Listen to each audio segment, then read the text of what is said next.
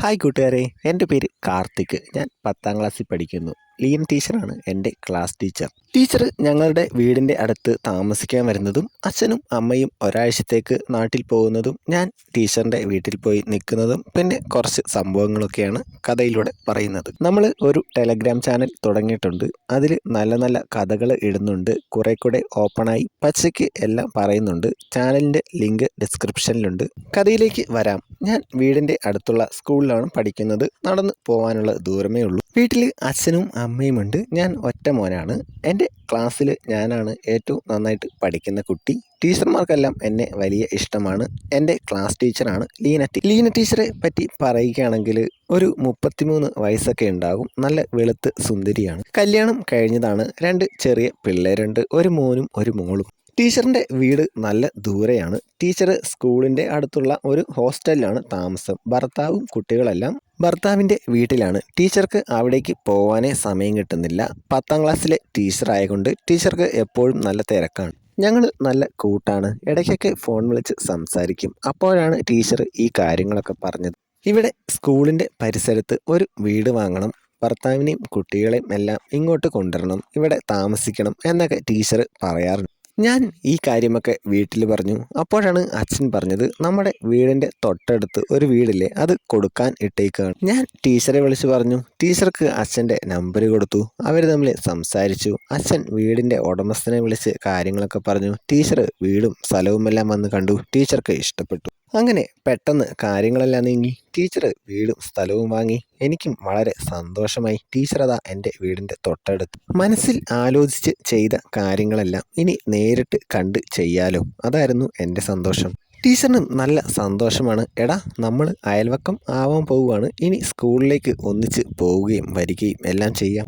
അങ്ങനെ ഒരാഴ്ച കഴിഞ്ഞപ്പോൾ ഒരു വണ്ടി നിറയെ സാധനങ്ങളുമായി ടീച്ചറും ടീച്ചറിൻ്റെ ഹസ്ബൻഡും പിള്ളേരും ടീച്ചറിൻ്റെ അമ്മയും അവിടേക്ക് വന്നു. വണ്ടി വന്നപ്പോഴേ ഞാനും അവിടേക്ക് പോയി. സാധനങ്ങളെല്ലാം എടുത്ത് വീടിൻ്റെ ഉള്ളിൽ വെക്കാനൊക്കെ കൂടി. സാധനമെല്ലാം ഉള്ളിൽ വെച്ച് കഴിഞ്ഞു. ടീച്ചറിൻ്റെ 2 പിള്ളേരും മുറ്റത്ത് നിൽപ്പുണ്ട്. ഞാൻ മനസ്സിൽ ചിന്തിച്ചു, ഈ പിള്ളേരുമായി എങ്ങനെയും നല്ല കൂട്ടാവണം. ടീച്ചറെ, ഞാൻ ഇപ്പോൾ വരാം എന്ന് പറഞ്ഞ് ഞാൻ വീട്ടിലേക്ക് പോയി. വീട്ടിൽ 2 മിഠായി ഉണ്ടായിരുന്നു. ഞാൻ അത് എടുത്തു. വലിയൊരു ബോളും ഉണ്ടായിരുന്നു. അതും എടുത്ത് തിരിച്ച് ടീച്ചറിൻ്റെ വീട്ടിലേക്ക് വന്നു. വന്നപ്പോൾ ടീച്ചറും ഹസ്ബൻഡും മാറി നിന്ന് എന്തൊക്കെയോ സംസാരിക്കുന്നു. ടീച്ചറിൻ്റെ മുഖത്ത് ചെറിയൊരു സങ്കടമുണ്ട്. ഞാൻ കൊണ്ടുവന്ന മിഠായി പിള്ളേർക്ക് കൊടുത്തു. അത് കഴിഞ്ഞ് അവരുടെ കൂടെ ബോൾ കളിക്കാൻ തുടങ്ങി. കുറച്ച് കഴിഞ്ഞപ്പോൾ ഞങ്ങൾ നല്ല കൂട്ടായി. കുറച്ച് കഴിഞ്ഞപ്പോൾ ടീച്ചറും ഹസ്ബൻഡും വന്നു. ആള് വന്നപാടെ വണ്ടി എടുത്തിട്ട് പോയി. ഞാൻ ചോദിച്ചു, ആള് എവിടെ പോയതാ? ടീച്ചർ പറഞ്ഞു, ആളിൻ്റെ വീട്ടിൽ പോയി. കുറച്ച് പ്രശ്നമുണ്ട്, ഞാൻ നിന്നോട് പിന്നെ പറയാം. ഞാൻ പിന്നെ കൂടുതലൊന്നും ചോദിക്കാൻ നിന്നില്ല. കുറച്ച് നേരം കൂടെ പിള്ളേരുടെ കൂടെ ബോൾ കളിച്ചിട്ട് ഞാൻ വീട്ടിലേക്ക് പോയി. അന്ന് വൈകുന്നേരം ടീച്ചറും പിള്ളേരും അമ്മയും എൻ്റെ വീട്ടിലേക്ക് വന്നു. എൻ്റെ അച്ഛനെയും അമ്മയൊക്കെ പരിചയപ്പെടാൻ വേണ്ടി വന്നതാണ്. വന്നപാടെ പിള്ളേർ ഓടി എൻ്റെ അടുത്തേക്ക് വന്നു. അത് കണ്ടപ്പോഴേ ടീച്ചർ പറഞ്ഞു, എടാ, നിങ്ങൾ ഇത്ര കൂട്ടായോ? അവർ അത്ര പെട്ടെന്ന് ആരോടും അടുക്കുന്ന സ്വഭാവം അല്ല. കുറച്ച് കഴിഞ്ഞപ്പോൾ അവർ പോയി. പോവാൻ നേരം ടീച്ചർ എന്നോട് പറഞ്ഞു, എടാ, ഞാൻ നിന്നെ കുറച്ച് കഴിയുമ്പോൾ ഫോൺ വിളിക്കാം, അപ്പോൾ രാവിലത്തെ സംഭവങ്ങളൊക്കെ പറയും. ഒരു 9 മണി ആയപ്പോൾ ടീച്ചർ വിളിച്ചു. ഞാൻ ചോദിച്ചു, ടീച്ചറെ, പിള്ളേരൊക്കെ എവിടെ? അവർ ഉറങ്ങിയടാ. ആള് എന്താണ് ഇന്ന് തന്നെ പോയത്? എടാ, ഹസ്ബൻഡിന് ഇവിടെ വീട് വാങ്ങാൻ അത്ര താല്പര്യമില്ലായിരുന്നു. എൻ്റെ നിർബന്ധം കൊണ്ട് വാങ്ങിയതാണ്. ആളിന് അവിടുത്തെ ജോലി കളഞ്ഞ് ഇവിടെ വരാൻ പറ്റില്ല പോലും. ഇനി എന്താവുമെന്ന് ഒരു പിടുത്തവുമില്ല. പിറ്റേ ദിവസം ഞായറാഴ്ചയാണ്. ഞാനൊരു 7:30 എണീക്കുമ്പോൾ അപ്പുറത്ത് മുറ്റമടിക്കുന്ന സൗണ്ട് കേട്ടാണ് ഞാൻ എണീക്കുന്നത്. ഞാൻ എണീറ്റ് പതിയെ ജനൽ തുറന്ന് പുറത്തേക്ക് നോക്കി. അപ്പുറത്ത് പിള്ളേർ 2 പേരും സിറ്റ് ഔട്ടിലിരുന്ന് ബോൾ കളിക്കുന്നു. ലീന ടീച്ചറാണ് മുറ്റമടിക്കുന്നത്. ഞാൻ പെട്ടെന്ന് എണീറ്റ് മുഖമെല്ലാം കഴുകി. മുകളിലത്തെ നിലയിൽ ഒരു റൂമുണ്ട്. ആ റൂമിൻ്റെ ജനൽ തുറന്നാൽ ലീന ടീച്ചറിൻ്റെ വീട് നല്ലപോലെ കാണാം. അത് എൻ്റെ വല്യച്ഛൻ്റെ റൂമാണ്. ആള് മരിച്ചതിൽ പിന്നെ അവിടെ ആരും കിടക്കാറില്ല.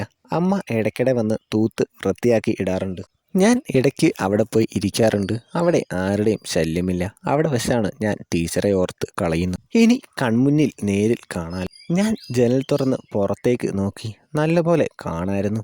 പുറമെ നിന്ന് നോക്കുമ്പോൾ ചക്കയ്ക്ക് ഇത്ര വലിപ്പമുണ്ട് എന്ന് തോന്നില്ല. അപ്പുറത്തെ വീടിന് വലിയ മുറ്റമാണ്. അവിടമെല്ലാം തൂത്ത് വൃത്തിയാക്കാൻ നല്ല സമയമെടുക്കും. ഞാനും സമയമെടുത്ത് കളഞ്ഞു. എനിക്ക് നല്ല സന്തോഷമായി. ഇതുപോലൊരു സന്തോഷം ഇതിനു മുമ്പ് ഉണ്ടായിട്ടില്ല.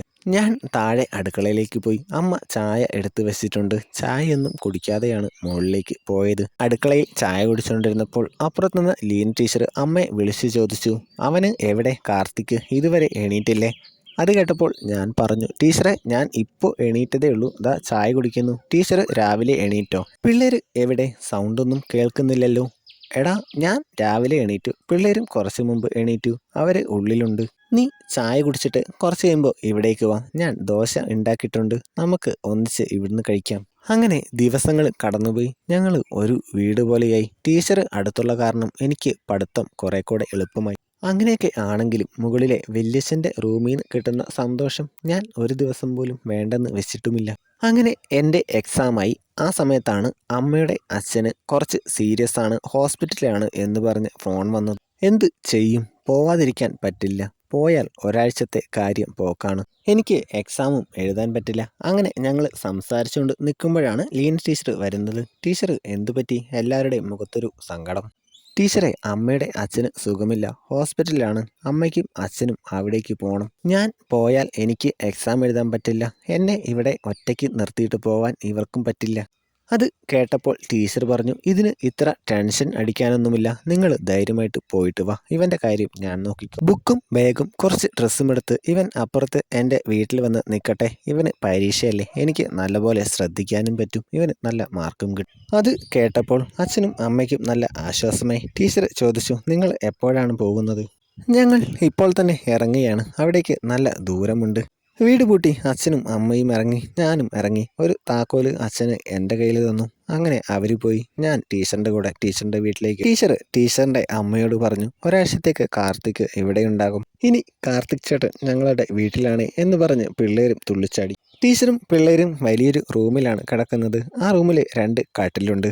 നിനക്കും ഇവിടെ കിടക്കാം എന്ന് ടീച്ചർ എന്നോട് പറഞ്ഞു. ഞാൻ ആ റൂം നല്ലപോലെ ഒന്ന് നോക്കി. ഞാൻ കിടക്കുന്ന കട്ടിലിനോട് ചേർന്ന് ഒരു ജനലുണ്ട്. ആ ജനൽ തുറന്നാൽ വീടിൻ്റെ മുറ്റം മുഴുവനായും കാണാം. എനിക്ക് അത് മതിയായിരുന്നു.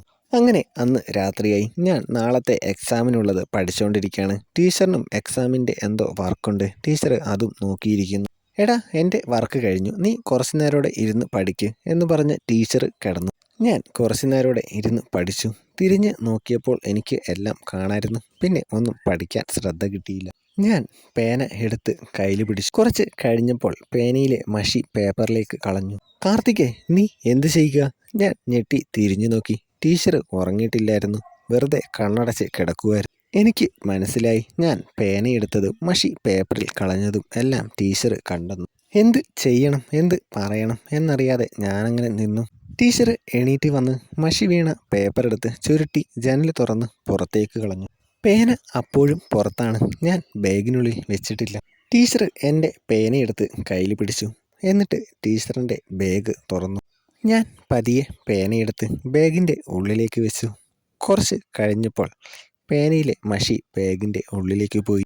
കൂട്ടുകാരെ, ഈ പറഞ്ഞതെല്ലാം പച്ചയ്ക്ക് ഓപ്പണായി കേൾക്കാൻ ടെലഗ്രാം ചാനലിൽ ജോയിൻ ചെയ്യൂ. ലിങ്ക് ഡിസ്ക്രിപ്ഷനിൽ ഉണ്ട്. ഈ കഥ ഇവിടെ അവസാനിക്കുന്നു. കഥ ഇഷ്ടമായ ലൈക്ക് ചെയ്യുക, കമൻ്റ് ഇടുക, ചാനൽ സബ്സ്ക്രൈബ് ചെയ്ത് സപ്പോർട്ട് ചെയ്യുക. അപ്പോൾ അടുത്തൊരു അടിപൊളി കഥയായിട്ട് വരാം.